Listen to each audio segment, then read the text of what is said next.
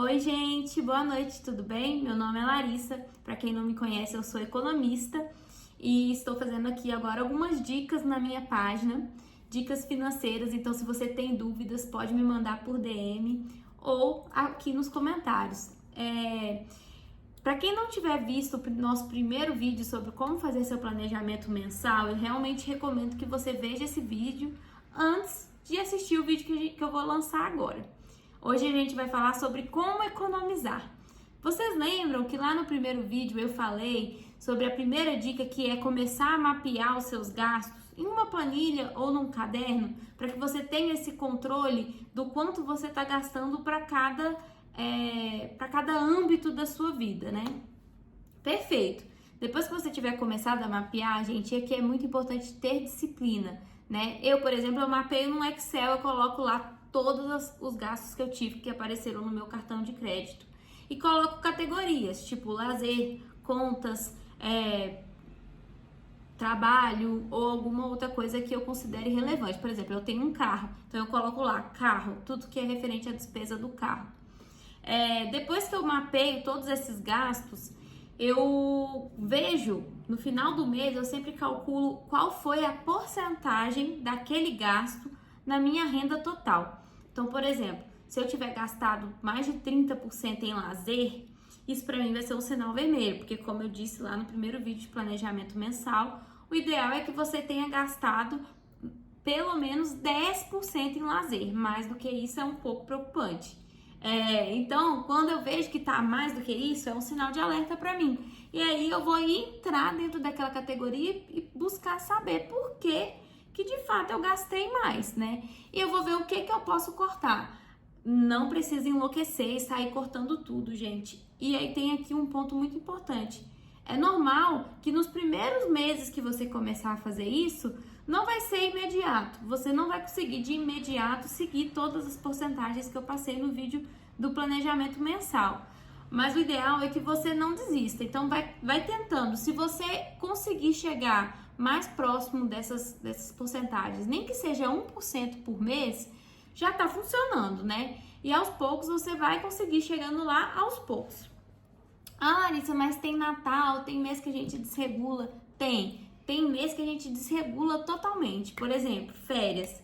Não adianta, nas férias você vai gastar 100% do seu salário em lazer. Brincando, gente. Mas é verdade, se você fizer isso, gente, se planeje. Então, assim, se você sabe que você vai ter um mês que você vai ter um gasto maior, seja ele com lazer, seja ele com alguma conta, por exemplo, IPVA, época de pagar IPVA, de pagar IPTU, compense por esse valor, por essa porcentagem que você vai pagar mais aquele valor, em outros meses onde você normalmente não gasta tanto com aquela despesa. Vou te dar um exemplo.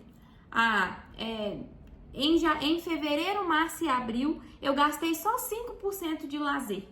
Eu não passei dos meus 10%. Dessa forma, eu consigo equilibrar para que depois eu possa gastar 50%, 40% em lazer num determinado mês que eu tiver vontade. No final do ano, você vai olhar qual foi o seu agregado de despesas no ano todo. E você vai colocar metas de poupança.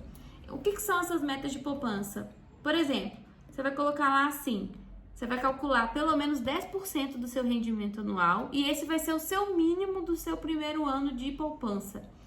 Ah, Larissa, não consegui, não tem problema. O importante, novamente, é ir aos poucos chegando nesse ponto, gente, de 1 em 1, de 1%, de R$1 em R$1, né? Só não desista, mantenha a disciplina que vocês conseguem chegar lá.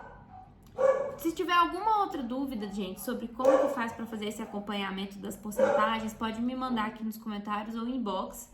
Mas é basicamente seguir as porcentagens. 50% do seu salário é dedicado às contas, isso inclui aluguel ou financiamento, conta de luz, conta de água, impostos e qualquer outras coisas que você tiver que pagar, tá? 25% pode ir para lazer, se você quiser, mas o ideal é que você gaste só 10% em lazer, para que o resto você possa ao máximo ampliar os seus investimentos, né? Então, por exemplo, o mínimo de investimento saudável é 10%, mas se você não conseguir menos ou conseguir mais, Quanto mais, melhor. Então, se você conseguiu economizar num mês 20%, tá ótimo, gente. Vai seguindo aos poucos que vocês vão chegando lá. Por exemplo, em alguns meses eu consigo economizar quase 40%, né? Isso é porque não é sempre, mas em alguns meses a gente consegue. Às vezes a gente gasta menos em um determinado mês, né? Então, gente, essas são as dicas. Tentem seguir isso. O ideal é que nenhum dos compromissos passem dessas porcentagens e vocês estejam sempre atentos ao direcionamento que seus gastos estão tomando. Beleza? Beijinhos, mandem mais dúvidas, estou adorando responder.